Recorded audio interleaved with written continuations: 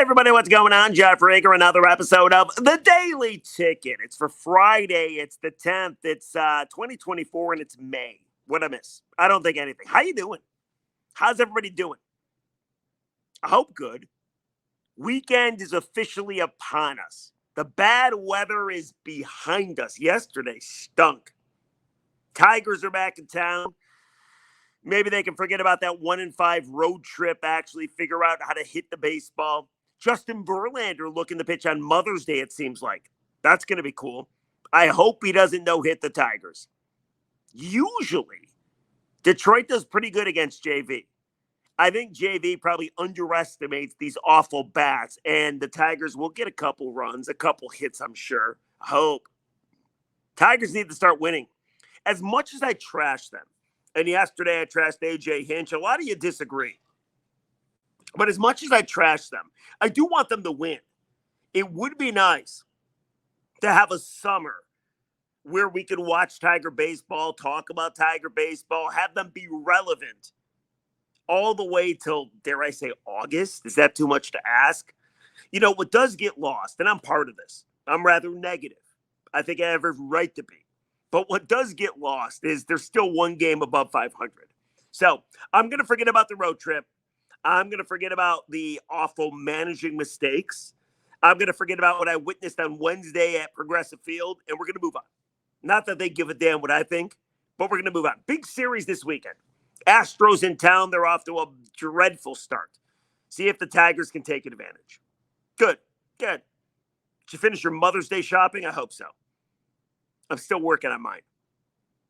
Such a pain. I think I'm just going to go get myself a gift certificate for a massage. Give it to my wife. That should be good enough, I feel, right? I hope. I don't know.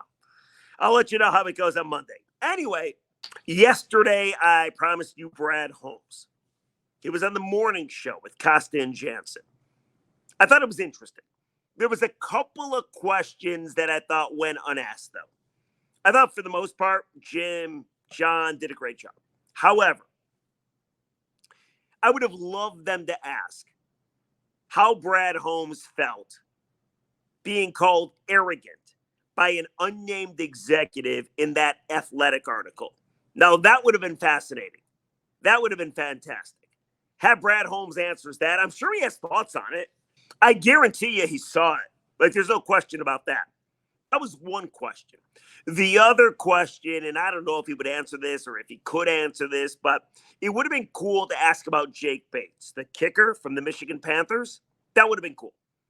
I mean, this dude routinely cranking 65, 67-yard field goals effortlessly. He should be a Lion. Plays at Ford Field like every Sunday. Now, that doesn't mean the Lions have the upper hand to get him. Other NFL teams reportedly are interested. However, they need a kicker. Michael Badgley ain't the answer. So those are the two questions I might have asked. But other than that, it was a great interview, I thought.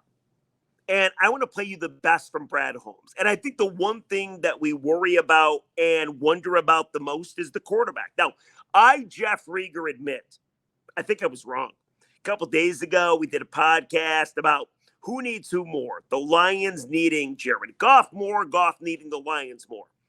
And I did say in that podcast, I'm starting to wonder if Brad Holmes even wants Jared Goff back. Last year of his deal, got to sign him up. Maybe he holds out. If you don't, you could franchise him. But if you don't sign him, it could turn a little contentious. Hell, he drafted Hendon Hooker in the 3rd round.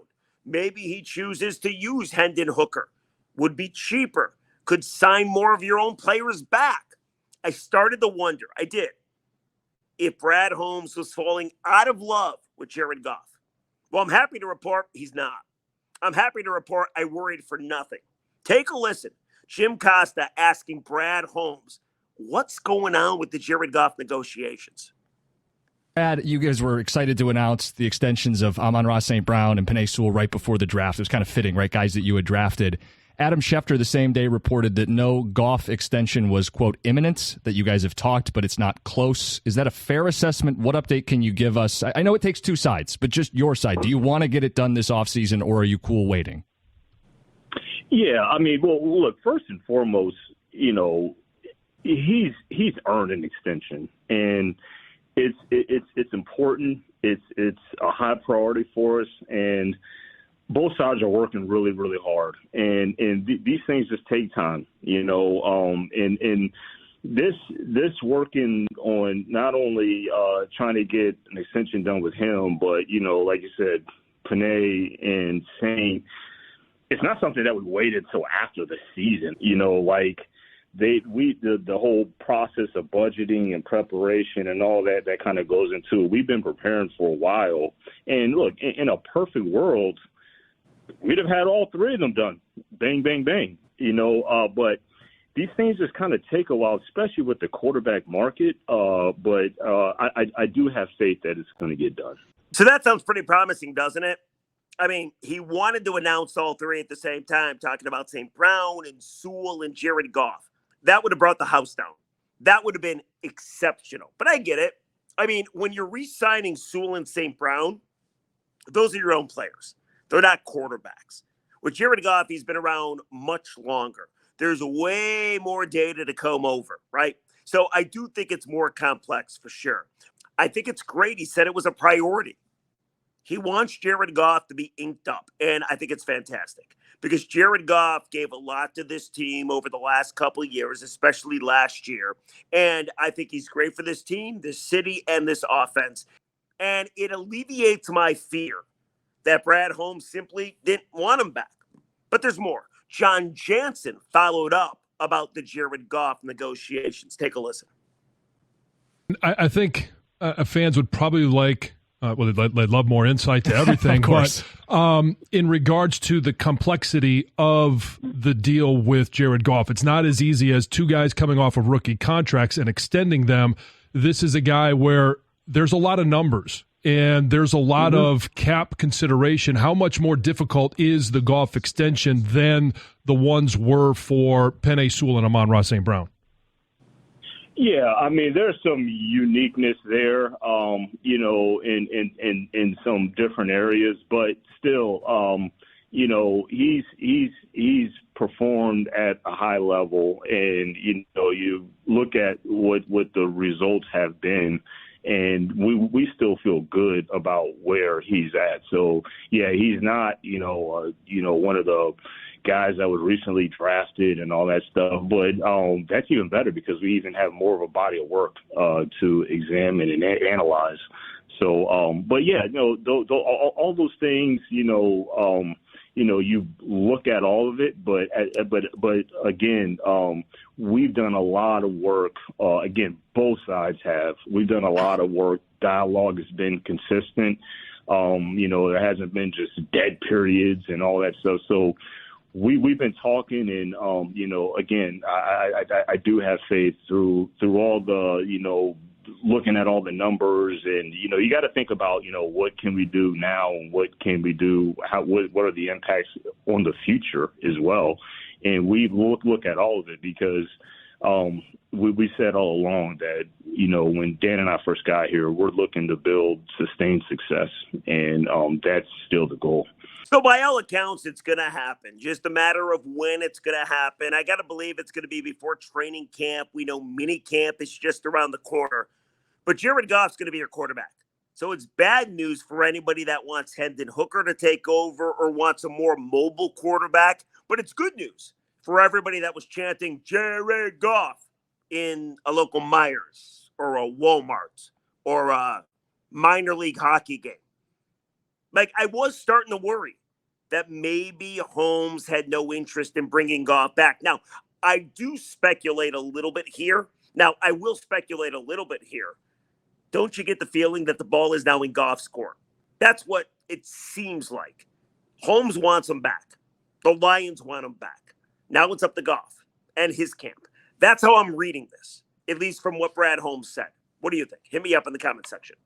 So I thought Jim Costa asked a brilliant question to Brad Holmes. It was the last question of the interview.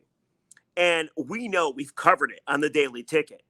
Sheila Ford Hamp at the uniform unveilings a couple weeks ago said she wants to hoist the Lombardi. Those are Super Bowl expectations. And it's a great thing. I mean, dude, we have no expectations in sports in this town. You got New Seal alone over there for the Red Wings saying, we might not make it back to almost making the playoffs. You got Scotty Harris, the president of baseball operations for the Tigers, saying, we haven't earned the right to talk about the postseason. Give me a break. Sheila Ford-Hamp, the owner of the Lions, said Lombardi. But she's the owner. It's a little different with the GM. A lot of people don't want to put expectations out there simply because you hold them to it. I mean, let's be honest. Al Avila stood in front of us all and said, the rebuild is over.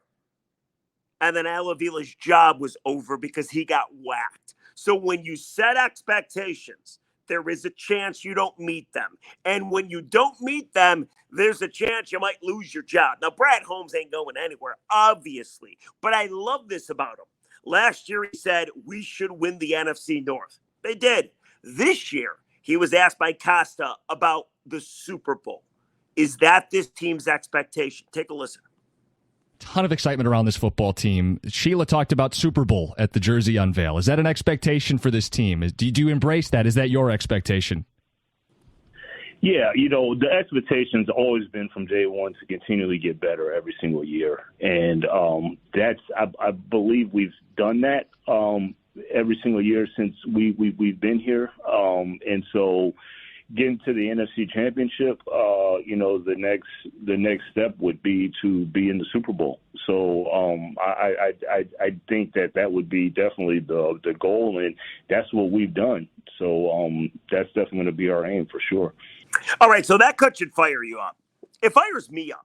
I just got off the radio. It's like 10:27 on a Thursday night, and I did 3 straight hours, I kid you not, about what fans are fearful of, considering now that you got Super Bowl expectations, what's going to derail you. And I got calls from anything like the officials are going to fuck us, to the schedule is so much harder, to Jordan Love owns the NFC North. I'll ask you, if you want to hit me up in the comment section, feel free. Like, what is your biggest fear? Brad Holmes, Dan Campbell, this regime have done an awesome job of building a Super Bowl contender. Now, will they make it back? I have no idea. That's the tough part. You still got to play the games.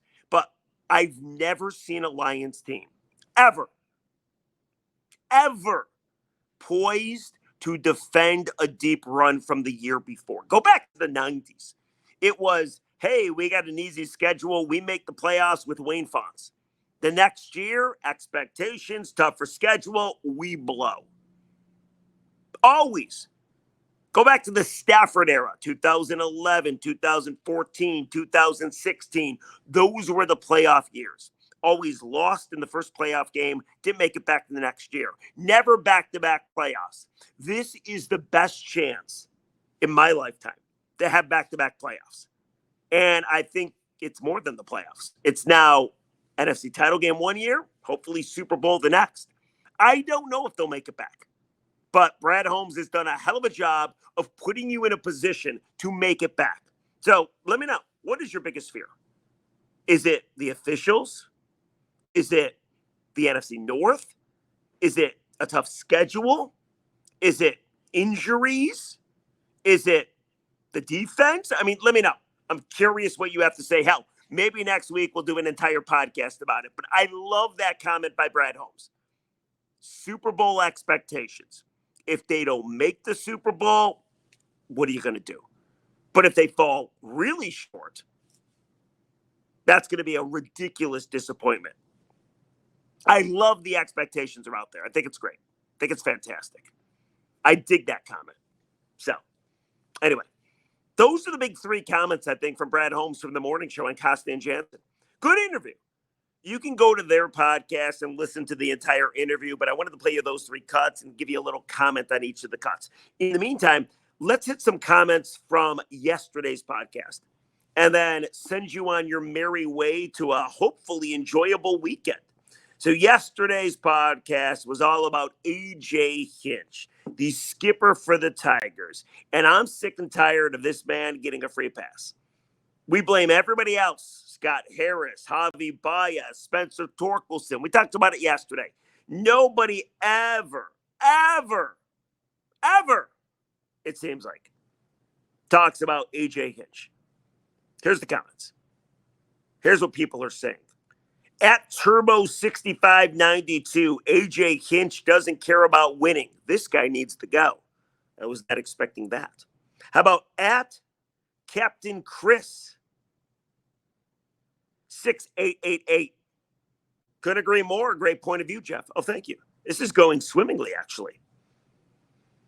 How about this one? At Paul St. Pierre 9082. I believe in the last 4 games, Torkelson is hitting 400 with a couple of doubles. Maybe he's turning a corner. I don't know. I don't think he's hitting 400, but he's hitting better for sure, without a doubt. You're right about that. How about this one? At Bill Ventimiglia 3016. He only has to stay in 3 batters, not a whole inning. Yes. So I screwed that up from yesterday's podcast. I was talking about Andrew Chafin. I was talking about relievers. I said you got to stay in for 3 innings, not 3 batters. That's my bad. I misspoke. I'm sorry. Please forgive me. And then one more for you. How about this one? At Brian Lucid, 3262, Reese Olson needs the demand to be traded. He won't command a good return for him right now, namely a professional hitter. He has to be frustrated as hell as he's pitching his ass off. And he gets no run support. Reese Olson's been great. Problem is, his record stinks because the Tigers' bats, for some reason or another, don't hit when Reese Olson is on the mound. However, Reese, don't take it personally because usually the Tigers' bats don't hit anyway. So what are you going to do? Anyway, that's going to do it for the Daily Ticket, guys. Please subscribe, rate, review, all that kind of good stuff. We'll join you on Monday. Tell you how Mother's Day went. Maybe the Tigers win a series. All kinds of fun stuff to talk about. So we'll do that on Monday. Enjoy the weekend. Treat your mom nice and go have a drink or something. I need one right now, I feel. All right. Goodbye, everybody. See ya.